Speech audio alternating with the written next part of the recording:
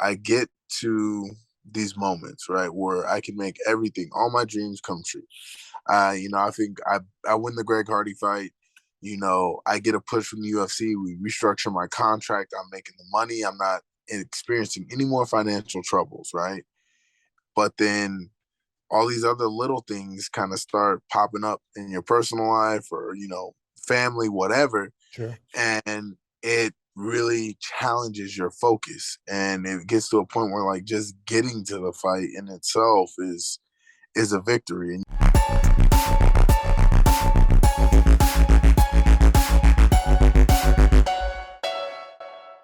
All right, guys. So today we're kind enough to be joined by a man who competed in several great MMA organizations. He's been a champion, and you can find him now in the PFL heavyweight division. Juan Adams, thanks for joining the show, man. No problem, man. Yeah, absolutely.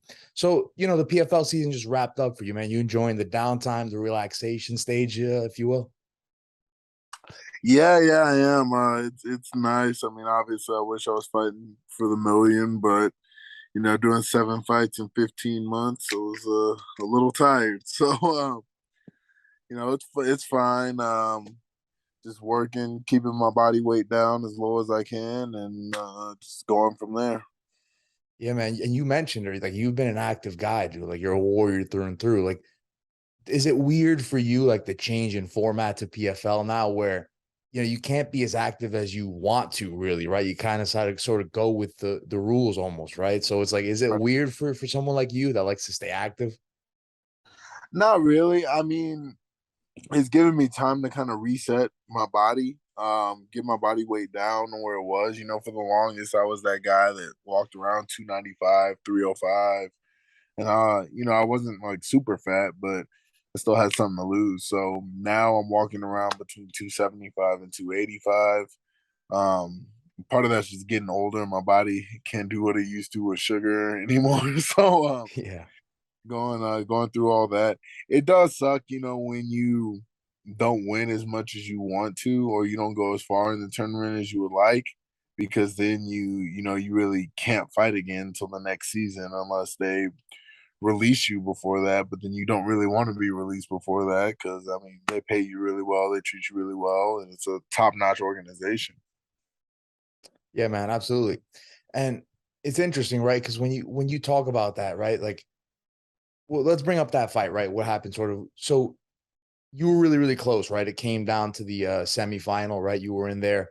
And maybe not the exact ending that you would have wanted, right? But I mean, there's a new approach to every single season, right? So there's could be some things that you could take differently, right? That's sort of like I guess the upside to PFL as opposed to UFC. It's kind of like NFL kind of thing where you could sort of bring a whole new style, or maybe not a whole new style, but like a whole new mindset, at least into a different season. Maybe that's not what you do. Is that what you do, or do you sort of just always have the same approach no matter what it is? You know, now I'm finally getting a lot more confident in my skill set and my abilities to recognize that I have a skill set that's I'm blessed because I can take a short notice fight, and more people have to adapt to my style than I have to adapt to theirs, right? So recognizing that, having that confidence, it's really more so about changing my mindset and changing my approach as to less trying to do what everyone else does and do more so in enhance the stuff that I'm not that great at to better serve the things that I'm good at. And on top of that, after losing that fight, I was in a really dark place for like 2, 3 solid weeks. It just seemed like I lost that fight, and then life just kind of kept hitting me. And I really had to, take that moment, surrender a lot, and kind of refocus and reawaken and realign a lot of stuff in my own life. So that my mindset has definitely shifted, and it's always evolving, always growing. But then stylistically, before that, I was lifting, 4 days a week, and I would do cardio at the end of those lifts. But now I'm dedicating 2 days a week to strictly cardio, and then the other 3 days to real strength and conditioning. We switched up my private schedule so I can have add one more group class a week, just with a bunch of other high level big guys to really work with, because being a teacher, I don't get to go to the sparring sessions anymore because they're done at 10 o'clock in the morning, and I got to be at school from 7:30 to 4:30 every day. So it's good to really get with my coaches, all of us really get on one page, and really revamp my entire training camp or my off-season training to better suit the PFL schedule. And hopefully by next time, it's a guaranteed, no more than 5 fights in the season. Now those 5 fights are going to come over what 6 or 8 months, but if you don't make the finals, that's an extra 2 months to dedicate to training, and that's how I have to look at it. And if you sit down and focus, for 6 solid months, you can put yourself ahead 5 years in your life, right? And that's kind of how I'm looking at it, and that's what I'm doing is really buckling down, uh, getting even more disciplined with everything, and just keep going, because it's easy to be motivated after a win or a loss. It's easy to be motivated by an external thing, but when you're disciplined, that's intrinsic motivation, right? Yeah, definitely, man. And I'm glad to see that, you sort of got through those times and you were able to, sort of right the ship. I think that's something that I'm glad to hear. And let's talk about that fight for a second, right? Against Chaffel. Was there anything you didn't expect in that fight? Was there anything that threw you off about him? No, nothing really threw me off, man. You got $1 million on the line. You know you're gonna bring it. You know your opponent's gonna bring it. The stuff that was unexpected was really more so me. You know, I noticed that when not everything is right in my outside world, I don't do as good a job of compartmentalizing and really being in the moment for the fight. And I rely a lot on, old tricks, to amp myself up and do certain things. And yeah, you can amp yourself up, but that only lasts so long in a fight with another person that's trying to do the exact same thing you are, right? So first round I felt great.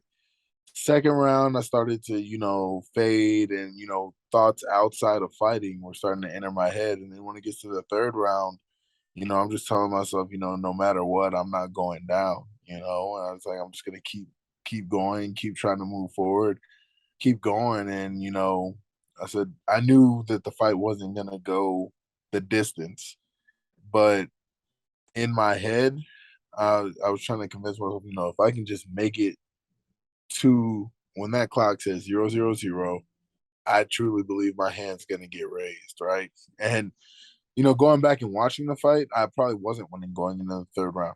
But as a fighter, you have to tell yourself you are. You got to go. You got to convince yourself.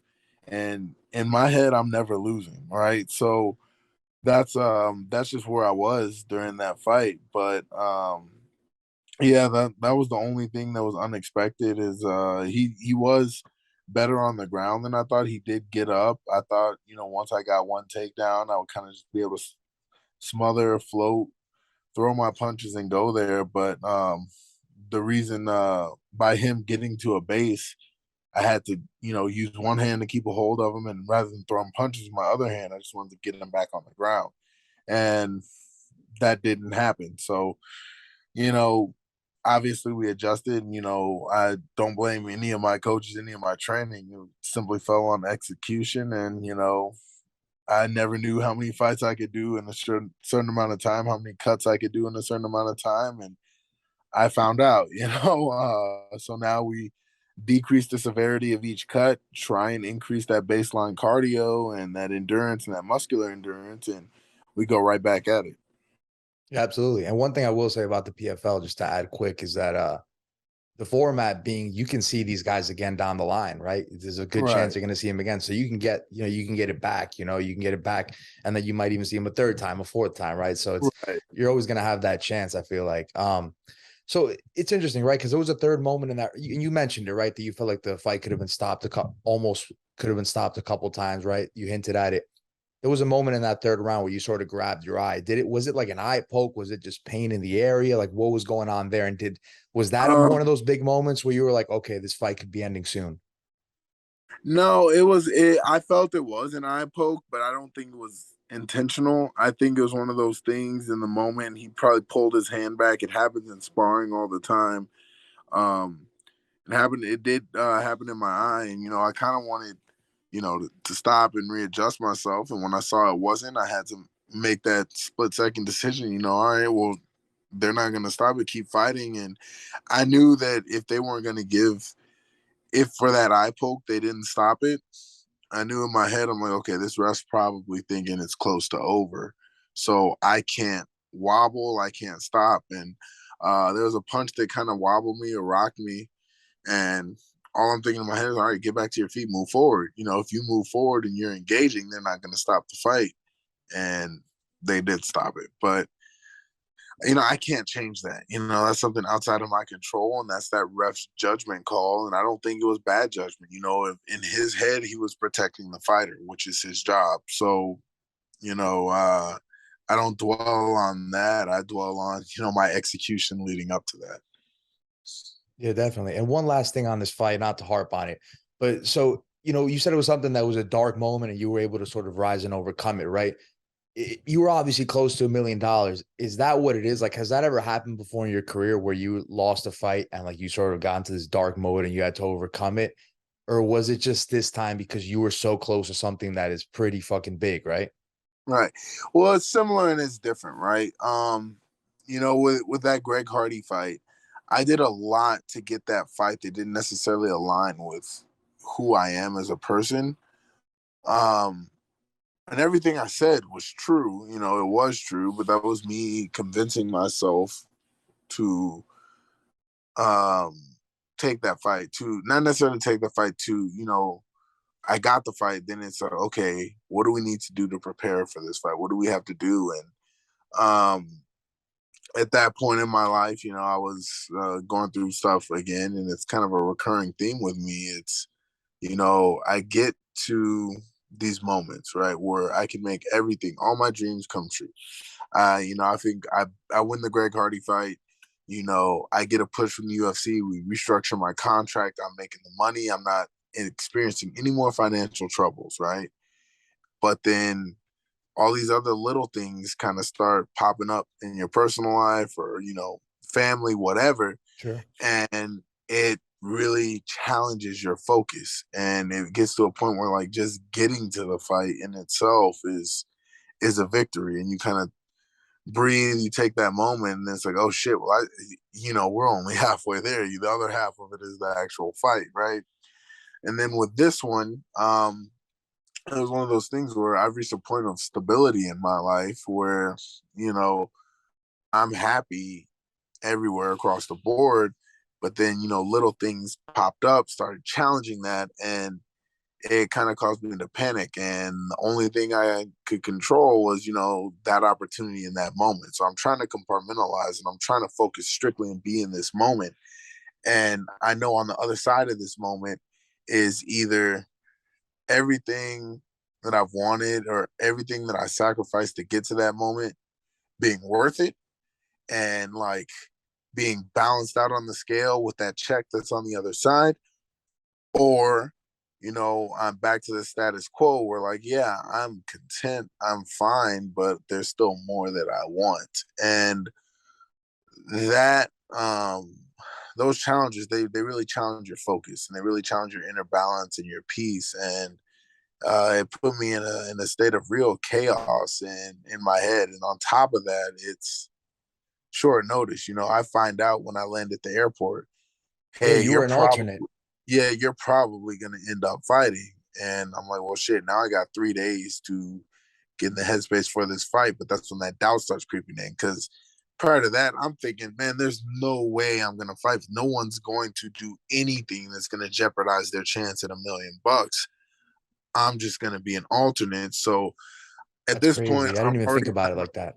yeah. So I'm in my head, and I'm like, okay, well, nobody's gonna do anything that's gonna jeopardize them getting $1 million. Right.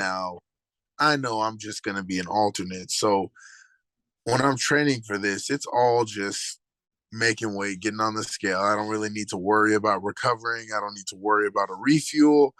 I don't need to do any of that because it's not going to happen. Like, that was my thoughts. I had a less than 5% chance of fighting in my head. So going through my training camp like that, there's those moments where like, yeah, I could push my body a little bit more, but what's the point right now in getting banged up, bruised up, and hurt for no reason? And if my weight's good, I'm not gonna challenge it. I'm not gonna push this. I'm okay. And you get there, you find out you're fighting, and then it's like in those moments of cutting weight, it's like, damn, yeah, I know I'm gonna make this weight, but maybe there is more. Like, there's more you could have done, because there's all those moments in training where you're like, yeah, I could do more right now, but I got work in the morning. I gotta go hang with the girlfriend. I got all these deadlines approaching. I'm not feeling my best right now. Like, I don't really need to do this. Plus, I'm not fighting anyway. So in my head, like, I'm not fighting again until March. That's what I'm thinking back in July, right?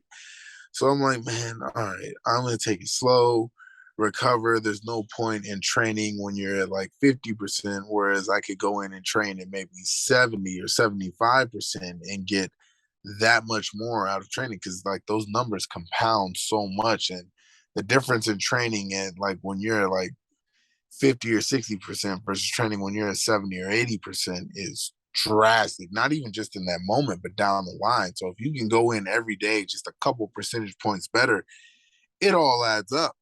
So that's kind of how I was approaching it. And then it's like, oh shit, I got the fight. So all those moments where, I didn't push more, that might come back and haunt me. And this is all stuff that's running through my head as I'm cutting weight. And then fight day, I'm like, all right, fuck it, everything out. Like, everything's out. I'm only thinking about the fight. I'm only thinking. So anything negative that was popping in my head, I'm pushing out or pushing down. And then you get there, and that takes up energy as well. So then you get there, and like, I'm feeling fine, but I'm noticing, okay, oh yeah, my hands aren't as high. uh, oh man, I'm getting hit a little bit more than usual, but fuck it, I'm fine. I know I'm not going down. Let's just keep moving forward. And obviously that didn't work. And now I know next time that doesn't work. So, but the good thing is now I know that I can't fight until January 2nd. That's when they decide whether or not they're going to re-sign me for next season. So, best or worst case scenario, the best thing I can do for me right now is, put myself in the best position to succeed. And the best thing to do that is, keeping my walk around weight down, making sure I'm not getting injured, but also going in whenever a coach is available and getting that work in, going to the open mats, going to the classes, going and getting that extra work in when my body is up to it. And that's a really big shift for me. I've had to change my lifestyle drastically since when I was, 24, 25, being, that cool new toy out on the market. I'm in a position now where I'm 30 years old with 15 fights, and yeah, I'm 10-5. I got a decent ranking, but I know I'm better than people ranked ahead of me. I know there's fights that I lost that I shouldn't have, and that's something that it's a tough thing to balance, because you don't want to dwell on it, but you also have to recognize like that was your fault, and you have to do everything in your power not to repeat that mistake.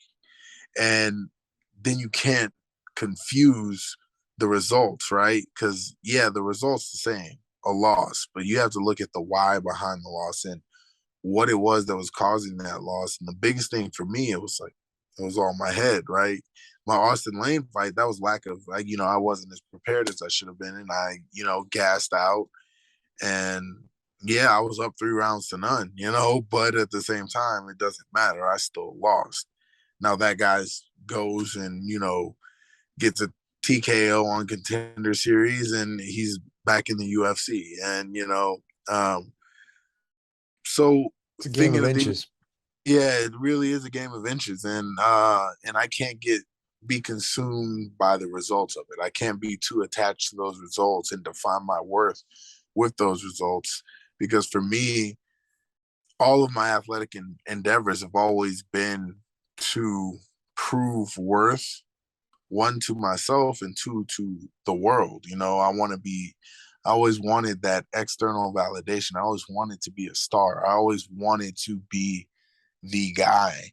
And then when I got tastes of that, I realized it didn't really fulfill me. So focusing now inward and redefining worth for myself, redefining value for myself, redefining what it is to truly feel worthy, feel like I belong somewhere, and not just like I'm only doing this to prove that I belong here. If I'm here and I can succeed here, that validates that I belong here. Whereas knowing like it doesn't matter where I am, I know that I'm worthy. I know that I belong. I know that I am of value.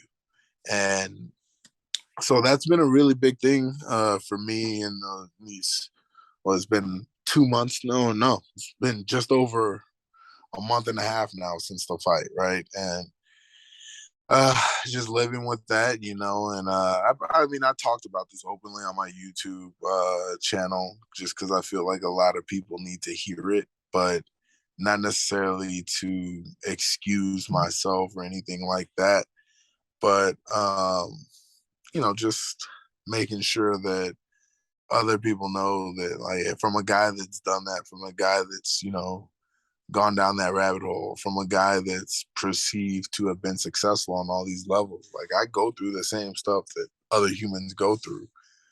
This is how I get through it. And maybe someone can take something from that and help themselves through a dark time.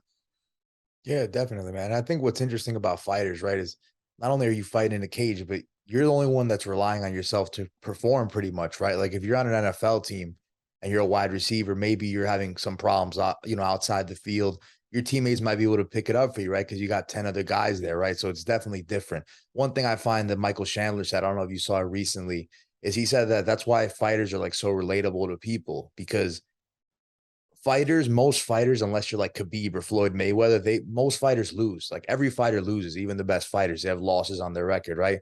So people find that relatable. So they see you when you're down, then they see you get that win again. They're like, wow, you won, right? So it's an up and down, and the people are there for it because they can relate to that. You know what I mean? Yeah, and it's crazy because, like, I used to say this all the time. Most people get to experience their highest highs, and they can show that to people.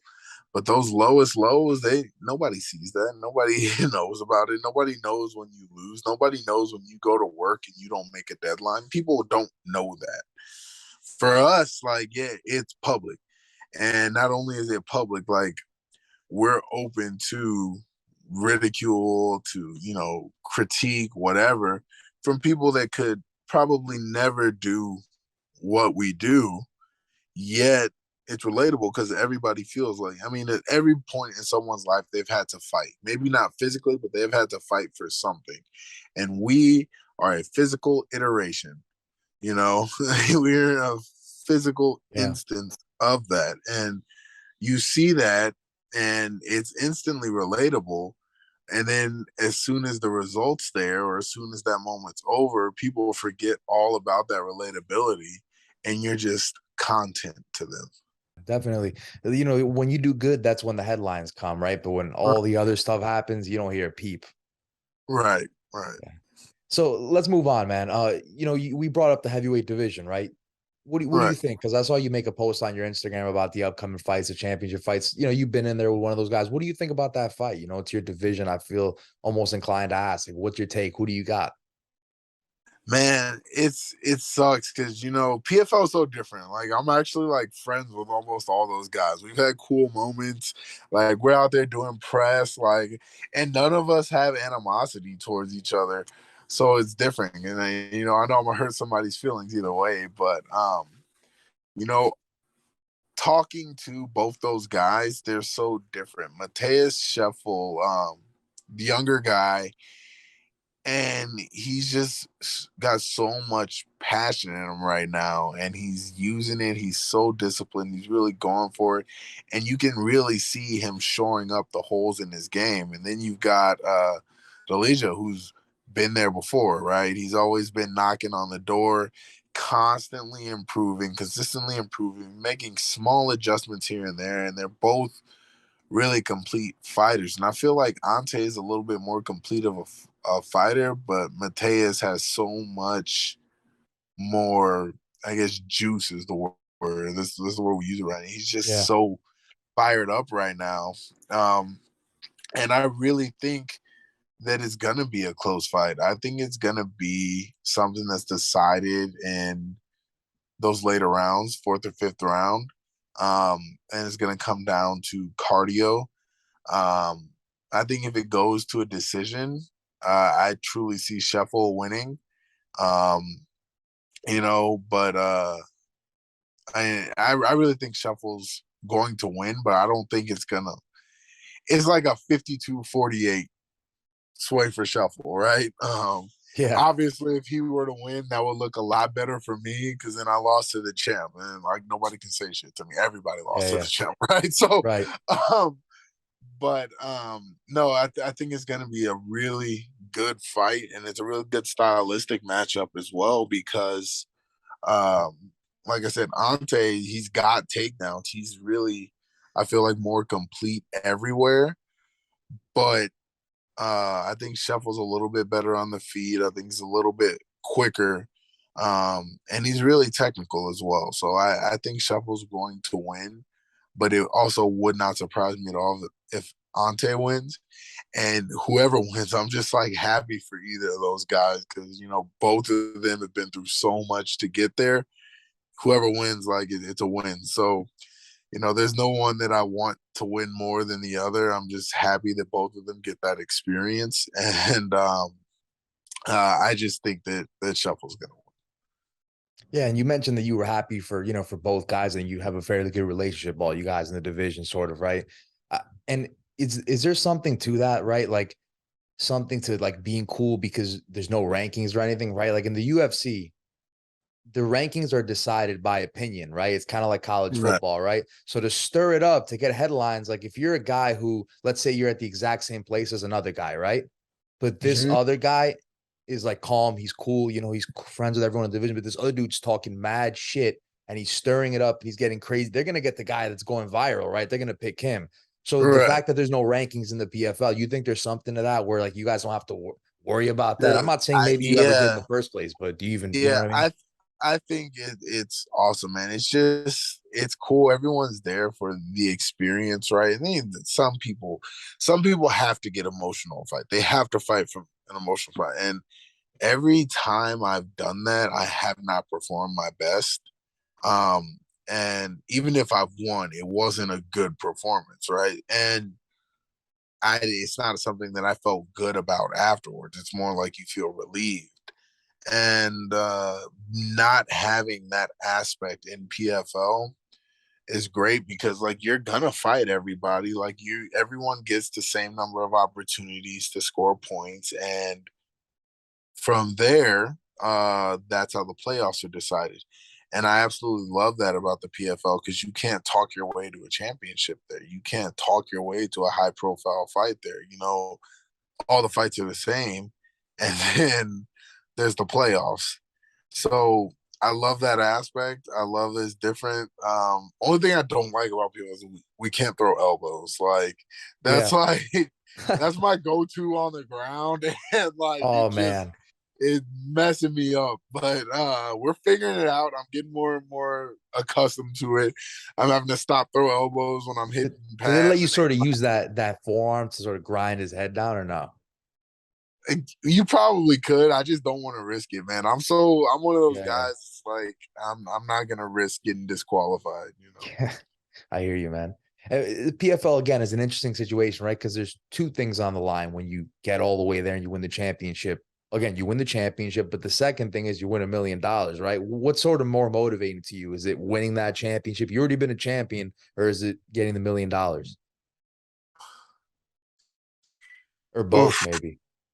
They're both motivating, but for different reasons, right? So the $1 million is good for me because I have a lot of investment projects that I would like to invest in that I just lack capital for right now. And winning the $1 million means like one, like I catch up. There's two things left to catch up on before I can file my LLC and get move forward. And had I won that, or even just being in the finals for that, I instantly caught up and I knock everything off of my vision board. Right, I've done it all. right? So that losing that feeling, like losing that feeling of, all of my intentions and manifestations, like being right there and being grasped and achieved and then setting new goals, that that hurt. And then being a champion of a major organization, man, it's just such a it's a different feeling. You're on top, people look at you differently, you feel different. And then also, like, your journey is instantly validated in that point. Like, there's no one that's like, yeah, he was a champion, but like, no, they compare you to other champions at that point, and it doesn't matter. You are in the 0.01% of the 0.01% at that point. And that's so they're both motivating in different ways. One's more motivating towards like ego, and one's more motivating towards, accomplishment and achievement of self. Yeah, definitely, man. And I mean, we mentioned the whole football thing, right? I sort of the reason I sort of brought that up in comparison is because you actually played football, right? You have a football background. You tried out for a couple of NFL teams, right? Like the Packers and the Colts, I think it was. Like, what position did Yeah. you play, and what was the whole experience like for you playing football throughout your life? Oh man, dude, football was cool because it was one of the first times I was just surrounded by other, positive male role models. Like so many of them, and people that were truly investing in you, right? Uh, and then that all died once I got to high school. Like, I hated football once I got to high school, but I was bigger than a lot of people, stronger and faster than a lot, and I was like, it was good. And Right. you know, um, obviously things didn't really work out for me in high school football. I was ineligible one season, and then you know, me and the coach had a great off the field relationship in terms of football. He always thought I could do more, and I'm like, I can't. My position moved around and all that, and ultimately why I didn't stop trying to play in college is because they made me play offensive line, and I hate playing offensive line. I broke my hand playing offensive line, and I always felt I performed better playing defense. And when I got the NFL tryout, it was so out of the blue because I hadn't played football in 5 years, and Yeah, how did I that started come doing it. about? Man, so what a lot of football teams do is they have what's called like a special project manager, right? And they go find like athletic guys that may not be there right now, but they have a good what's the word, blueprint, right? They've got the blueprint. You just gotta manufacture a couple things and fine tune a couple things, and then they could be a real product and be a real contribution. And that's what the team saw in me. They called my college coach. They're like, you need to get into a facility and start training. So right after college, I moved back down to Houston, find a facility, start training with a bunch of NFL guys rehabbing, or NFL guys that are between contracts, like waiting for something to open up. And I love that aspect, man. I learned so much from those guys. That was like the coolest thing for me. I learned so much from those guys. I made great relationships with those guys. I'm working my ass off. I love the workouts. And then it comes down to like actually doing football stuff. I'm like, man, I hate this shit. Like, I don't enjoy it. Like, I don't feel good. This isn't right for me. So, and I was up to about 320 at 19% body fat at the time, or maybe I might have been at 20% body fat at the time. Crazy, yeah. And you know, I'm strong as all get out. I'm fast. Like, I feel good. I just, I have no motivation to be good at what it is I'm trying to do. Like, when I was trying out for the NFL, I was like, yo, if I could just, be man 52 on a 53 man roster for 2 years, I'm good. Right. And when it came to MMA, that's something like, man, I want to be like recognized around the world for doing that. Like, that's what I want to do. And so the Packers trial was kind of like the last straw. They're like, maybe wait another year. My agent at the time was like, yeah, all the teams, like, they see the potential, but they want you to wait another year and like maybe get on the practice squad, and then maybe at the end of that year you'll be good. And I was like, no, fuck that, I'm not doing that. Yeah. So I signed up for an amateur fight just to lose weight. Honestly, I was like, yeah, you know what? Maybe even if I, don't ever make it to the fight, the preparation for the fight will get me where I want to be body wise, and Wow. it did. That's And crazy. yeah, it did. And then it got to a point where like if I'm gonna do something, like no matter when I do it, I'm gonna give it the best effort that I have at the time. And Yeah. that carried me because I was just so much more talented than most amateurs. Like most guys doing amateurs are hobbyists, or they have dreams of making it to the big show, but realistically, there's just too much to overcome for them to get to the big show. And I was already training like a pro at that time. So I knew that like no one in the amateur level was on my level, even the early rounds of pro. That's why I didn't care who I fought, because I was like, yeah, all right, you got 15 pro fights. I've got two. Fuck it. Let's go. Like, I Yeah. know you're not my level. um, and then you get there where there's the other guys that are just as talented as you are, or have, a much better gym around them than you do, or have better training partners all around them. So you can lose to someone that's not as good as you on any given day. That doesn't happen at the lower levels, but on the higher levels, like that happens all the time, right? Because there's so much that goes in. There's so many moving parts. Right. Um, so yeah, that's how all that happened. Yeah, man. And you teach as well, right? So you seem to be a man Yeah, of many talents. So that's yeah, interesting. yeah. I'm a teacher. Yes, I'm a teacher. And it's interesting how it came sort of full circle back to MMA. I love that, man. I think that's a good way to sort of wrap this up. And I appreciate you coming on the show for the little chat. I really enjoyed it, man. We appreciate the time. We look forward to seeing you back out there again, bro. For sure, man. Thank you so much. Love being here.